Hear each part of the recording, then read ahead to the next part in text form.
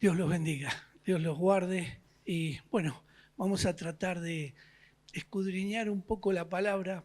Hoy vamos a mirar un pasaje que es muy conocido, pero dentro de ese pasaje vamos a ver algo que es muy poco conocido o que se ve poco.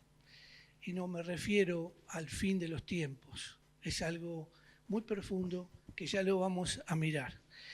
Y si yo les leo un versículo, me voy a ubicar primero en Éxodo 19, ustedes ya se van a dar una cuenta de lo que estamos por ver.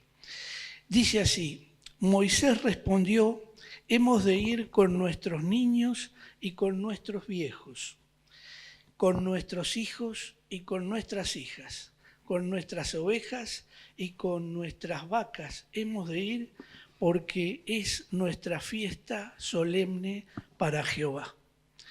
Y sí, estamos hablando del pueblo de Israel, estamos hablando de esos tiempos en los que Dios comisionó a Moisés para poderlo sacar de la dominación de Egipto.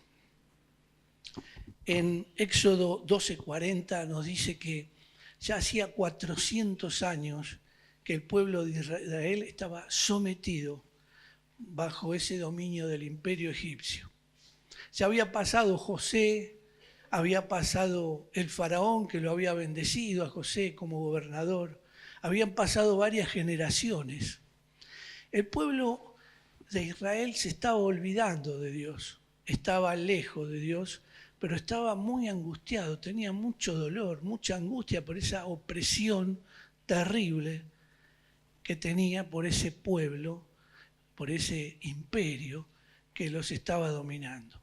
El pecado en la actualidad domina de esa manera o de una forma parecida a aquellas personas que todavía no tienen a Cristo como Señor y Salvador.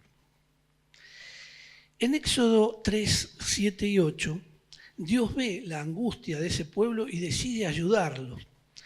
Y lo pone a Moisés, le indica que lo elige a él para ser el que va a guiar a ese pueblo y sacarlo de la dominación de Egipto. En el versículo 7, hablándole a Moisés, Dios dice: dijo luego Jehová, bien he visto la aflicción de mi pueblo que está en Egipto y he oído su clamor a causa de sus exactores, pues he conocido sus angustias. Los exactores son los dominadores, los que cobran impuestos, los que sojuzgan. Esos eran los egipcios.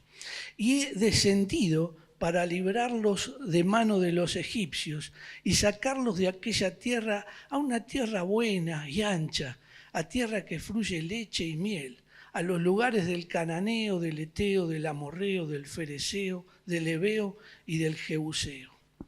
Dios quería lograr que ese pueblo de Israel llevara el conocimiento de Dios al mundo, empezando por esa tierra prometida, que llevaran ese conocimiento de Dios.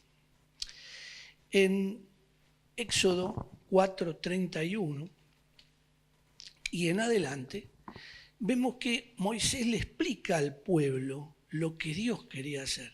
Va a estar Moisés y Aarón porque Moisés puso muchas excusas, que no podía hablar bien y demás. Entonces Dios dispuso que fueron Moisés con Aarón, su hermano. Aarón era la voz y Moisés la vista. Pero lo cierto es que Moisés habló y el pueblo dice así, el 31, versículo 31 del capítulo 4, y el pueblo creyó.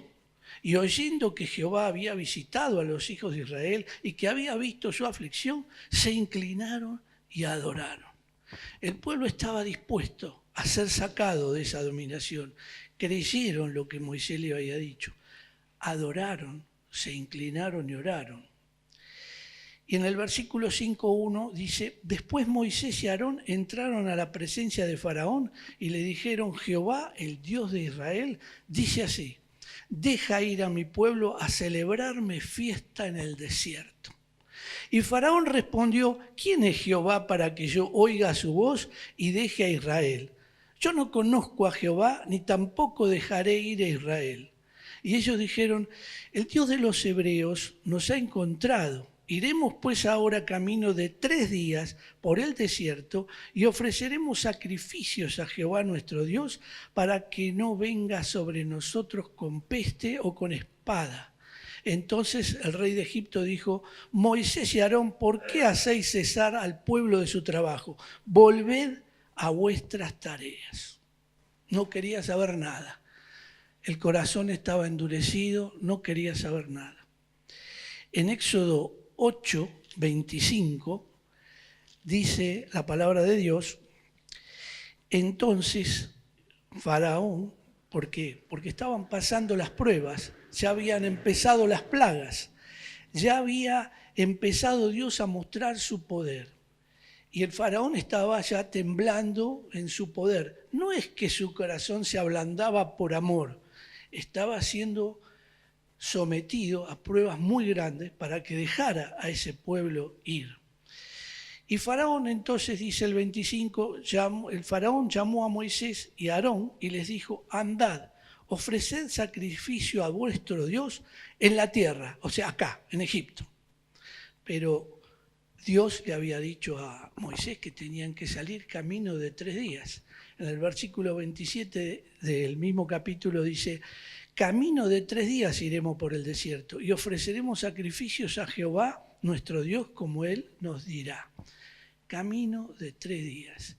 Dios quería separar al pueblo del mundo, de ese Egipto que representaba el mundo, que representaba montones de situaciones pecaminosas, de opresión, de dolor. Quería sacarlos para que estén tranquilos en un lugar. Como acá nosotros estamos tranquilos, gracias a Dios que en este país podemos estar reunidos, tranquilos, escuchando la palabra. Y quería sacarlos de eso. ¿Cuántas veces uno puede llegar a pensar, o hay gente que puede llegar a pensar: bueno, yo para aceptar a Dios, a Cristo como Salvador, lo acepto, pero yo tengo que seguir haciendo mis cosas, que sé que a Dios no le gustan, pero sigo en el mundo porque el mundo lo necesito? Muchas veces puede pasar eso. Dios no quiere eso. Dios quiere esa separación, quiere separarnos del pecado. Y para separarnos tiene que juntarnos, para separarnos tiene que hacernos reflexionar que estamos en pecado. Esas reflexiones hay que tenerlas en un momento de quietud, en un momento de paz. Y eso es lo que Dios quería. Y obviamente Juan 4:24 dice que los adoradores en espíritu y en verdad tienen que ser adoradores. Por eso Dios quería sacarlo, porque la situación, si uno está fuera de esa situación, está nervioso, está con problemas, no lo va a poder lograr. En Éxodo 10, del 9 al 11, van pasando las pruebas. En Éxodo 10, del 9 al 11 viene lo que les leí primero, que Faraón le dijo: ¿quiénes son los que han de ir? Y Moisés responde: hemos de ir de todos, nuestros niños, con nuestros viejos, con nuestros hijos, con nuestras hijas, con nuestras ovejas, con nuestras vacas, todos tenemos que ir, porque es nuestra fiesta solemne a Jehová. Y él les dijo: así sea Jehová con vosotros. ¿Cómo voy a dejar ir a vosotros y a vuestros niños? Mirad cómo el mal está delante de vuestro rostro. No será así. Id ahora vosotros, varones, y servid a Jehová, pues esto es lo que vosotros pedisteis. Y los niños, quería que los niños se quedaran en Egipto. Que los niños ya tendrían tiempo para eso. Muchas veces hay padres que dicen: los niños todavía que no se acerquen a Dios, tendrán tiempo para elegir. Nosotros pasamos vivencias muy duras cuando vamos con los gedeones a veces a repartir a los colegios, porque sale alguna maestra o celadora y dice: ustedes acá no le pueden estar entregando esto a los chicos déjenlo que elijan cuando sean grandes, ustedes no pueden estar eligiendo por ustedes. Y el mundo se los va a llevar, muchas veces pasa. O hijos que ven a sus padres que son convertidos al Señor y dicen: no, yo prefiero seguir adelante con el mundo, con luego más adelante podré. Y el mundo se los va llevando. Reflexionemos en eso. Y entonces pasaron las pruebas y en Éxodo, les voy a leer, en Éxodo 10:24, el faraón lo llama porque está muy oprimido por las pruebas que están viniendo, por esas 10 plagas, están avanzando las plagas, y le dice: el versículo 24 dice, entonces Faraón hizo llamar a Moisés y dijo, id y servid a Jehová, solamente queden vuestras ovejas y vuestras vacas, vayan con vuestros niños con vosotros. Ya había cedido en algo, pero quería dejarles cosas en la tierra de Egipto. Faraón lo que quería era que ellos pensaran en eso y entonces dijeran, vamos a volver porque dejamos todo acá. Pero Dios no quería eso. Primero porque los quería liberar, pero Satanás, detrás de Faraón, estaba elaborando un plan muy distinto. Quería que los israelitas, cuando fueran a adorar, estuvieran pensando, uy, pero dejamos todo, dejamos nuestras cosas, ¿y quién las va a cuidar? ¿Y los egipcios no se estarán quedando con eso? La palabra de Dios dice en Lucas 12:34 que donde está vuestro tesoro está vuestro corazón. Y Satanás quería revertir el punto de la adoración para que estuvieran preocupados por esa situación, una adoración impura. Y Dios quería que fueran todos con todo. Ya sabemos qué pasa con las circunstancias cuando nuestro tesoro no está puesto en Cristo. En Marcos 12:22 tenemos el caso del joven rico que decidió dejar a Cristo porque sus riquezas lo estaban manteniendo ocupado y lo tenían en una posición mayor que Cristo. En Génesis 13:12 tenemos a Lot eligiendo mal. Prefirió elegir las tierras ricas y encima se asentó cerca de Sodoma porque ahí había riquezas y eso lo apartaba de Dios. En Marcos 4:19 dice que las espinas que están con la semilla que crece del sembrador terminan ahogando el crecimiento de las plantas. Los afanes de este mundo da como ejemplo la palabra. Lo cierto es que por eso tenían que ir todos, tenían que ir con todo, tenían que ir camino de 3 días. Y fue necesaria pruebas muy grandes, hasta la muerte de los primogénitos, para que el faraón finalmente los dejara ir. Había que, con la sangre del cordero, pintar los dinteles de las casas de los israelitas, la sangre de un cordero sin mancha, como Cristo que nos salva, que nos libera del pecado, como la sangre de Cristo que nos libera. Y entonces cuando pasó el ángel, hizo morir a todos los primogénitos, excepto los de las casas que estaban pintadas con la sangre del cordero. Aquí voy a parar.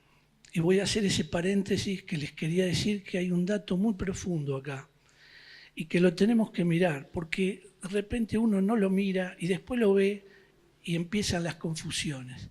Quiero aclarar esto, primero que nada, en 1 Timoteo 2, 3, 4 dice que Dios quiere que todos los hombres sean salvos. Eso es una ley establecida, digamos, no negociable. Dios quiere que todos los hombres sean salvos. Lo dejo ahí. Y les voy a leer qué pasó en Éxodo 9:27. Ya estaba pasando sería la plaga del granizo. Estaban en el medio de la plaga del granizo. Y entonces dice, Faraón envió a llamar a Moisés y a Aarón y les dijo, he pecado esta vez. Jehová es justo y yo y mi pueblo impíos. La flauta. Parece que Faraón comprendió el poder de Dios, pero no fue así. Era una mentira. No se arrepintió de verdad.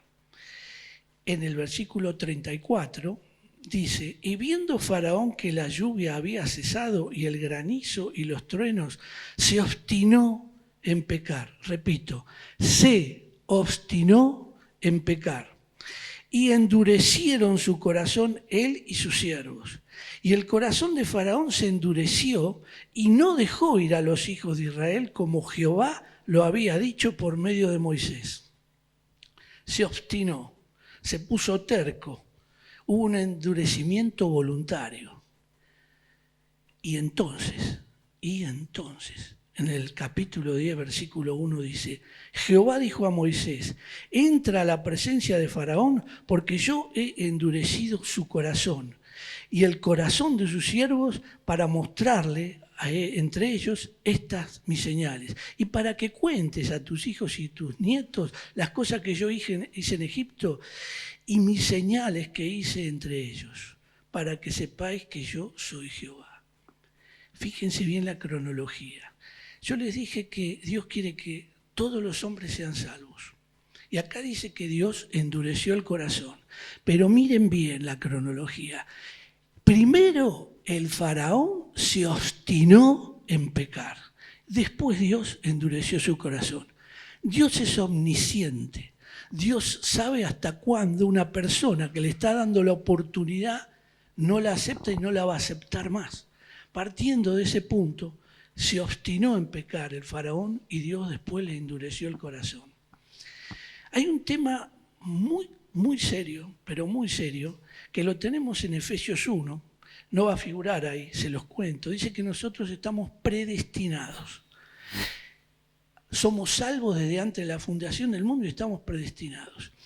Eso no significa, y esto es muy importante, no significa que Dios ya agarró a Carlos y le dijo, este se va a salvar porque yo le voy a hacer algo para que se salve. Y este se va a perder porque yo voy a hacer algo para que se pierda. No, no es así. La predestinación es otra cosa. Dios sabe quiénes se van a salvar y quiénes no, porque Él es omnisciente.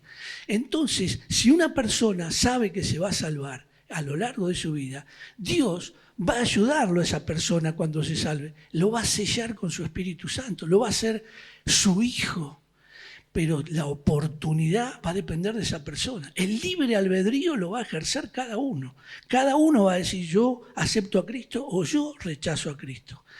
Lo que sucede también en Romanos 9, y es otro pasaje muy paralelo y tengan mucho cuidado cuando lo leen, porque el mismo apóstol Pablo, Dios dice que puede hacer vasos para honra y vasos para deshonra, pero se refiere a ese futuro de esas personas, porque justamente lo pone como ejemplo, entre otros, al faraón.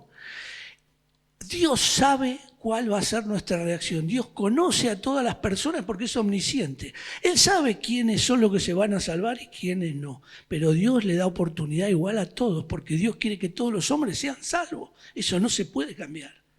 Entonces, puede darse el caso que Dios dispone de una persona, como en el caso de Faraón, que sabe que se va a perder irremediablemente y lo usa para exaltación de su gloria, como lo usó con el pueblo de Israel.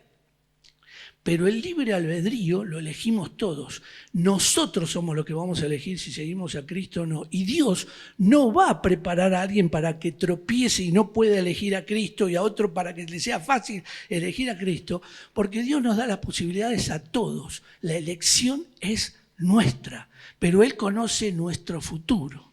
Nosotros cuando predicamos la palabra tenemos que predicarle a todos. Es obvio porque si no podemos llegar a decir, este tipo no se va a salvar, así que no le predico nada. Pero nosotros no sabemos el futuro. El ladrón que fue crucificado al lado de Cristo, lo creyó en Cristo y Cristo le dijo, hoy vas a estar conmigo en el paraíso. Así que no podemos saber cuando una persona hablan de su corazón o no, pero Dios sí lo sabe. Y Dios dispuso, después de tantas veces que le dio a Faraón la oportunidad, que a partir de ese momento endureció su corazón. Pero ya lo había él, el faraón, decidido, obstinado a no seguir más las enseñanzas de Dios. Repito, esto es muy, pero muy importante, porque hay una doctrina que viola completamente la doctrina cristiana que nosotros conocemos, que está en el mundo, que dice, usando estos argumentos, que Dios prepara personas para que se salven y Dios prepara personas de antemano para que no se salven. Entonces a esa doctrina se le argumenta, entonces flaco, ¿qué pasa? Yo puedo hacer mal, puedo hacer cualquier cosa, hago lo que se me da la gana, total, si me tengo que salvar, me salvo. Y si no me tengo que salvar, ¿para qué voy a estar sacrificándome? Hago lo que quiero y no me salvo. Eso es una payasada, eso es payasesco. Bueno, esa doctrina genera esta confusión. Y nosotros sabemos premisas cristianas y de Dios tremenda y que son innegociables. Dios quiere que todos los hombres sean salvos. Eso no se puede quitar. Y los argumentos bíblicos nunca se pueden contradecir porque la Biblia es perfecta. Entonces, que nadie, a ustedes, nosotros, cuando estamos leyendo la Biblia, o alguno que esté en la calle con ustedes, les venga a decir, no, porque nosotros ya estamos todos predestinados. El que se va a salvar, el que se va a perder, se va a perder. Es un error gravísimo. Entonces se los dejo para que ustedes lo tengan. Y lean Romanos 9. Y si alguno tiene una duda, por favor, llámeme por teléfono. O la solucionamos por teléfono, o nos vamos a tomar un café en una estación de servicio, o vénganse los jueves a las 9:30 de la mañana al grupo GPS, pero la duda no se la pueden quedar. No se la pueden quedar. Tuve que explicarles todo esto porque justo viene acá este pasaje, que es el primero que genera esta situación y que si ustedes lo leen en su casa van a encontrar con esto. El faraón recibió el endurecimiento del corazón de parte de Dios porque él decidió y se obstinó en no seguir a Dios. No dice, el faraón hizo que Dios se obstinara, no, dice que se obstinó. Y después, cronológicamente, Dios le endurece el corazón al faraón. Y ya se lo había dicho a Moisés que él iba a endurecer el corazón al faraón, porque sabía, porque Dios conoce el futuro, pero tuvo la oportunidad. Bien, seguimos, muy simple. Esa sangre de Cristo que lavó y que limpió el dintel de las casas que las pintaron, hizo que el pueblo de Israel no sufriera la muerte de los primogénitos. Ante esa situación tremenda y terrible, en Éxodo 14, el faraón los deja ir y les cuenta esto Moisés al pueblo. Y en Éxodo 14, 13 y 14, dice lo siguiente. Y Moisés dijo al pueblo, no temáis, estad firmes y ved la salvación que Jehová hará hoy con vosotros, porque los egipcios que hoy habéis visto, nunca más para siempre los veréis. Jehová peleará por vosotros y vosotros estaréis tranquilos. En el versículo 21 dice, y extendió Moisés su manto sobre el mar, su mano sobre el mar. Piensen que llegaron al mar, el mar estaba lleno, se le venían los egipcios encima, y extendió Moisés su mano sobre el mar e hizo Jehová que el mar se retirase por recio viento oriental y toda aquella noche, y volvió el mar en seco, y las aguas quedaron divididas. Entonces los hijos de Israel entraron por medio del mar en seco, teniendo las aguas como muro a su derecha y a su izquierda. Y en el versículo 27 dice, entonces Moisés, cuando terminaron de pasar, extendió su mano sobre el mar, y cuando amanecía, el mar se volvió en toda su fuerza, y los egipcios al huir se encontraron con el mar, porque estaban adentro, estaban siguiéndolo a los otros, a los israelitas, pero los israelitas ya habían pasado. Y Jehová derribó a los egipcios en medio del mar. Y volvieron las aguas y cubrieron los carros y la caballería y todo el ejército del faraón que había entrado tras ellos en el mar, y no quedó de ellos ni uno.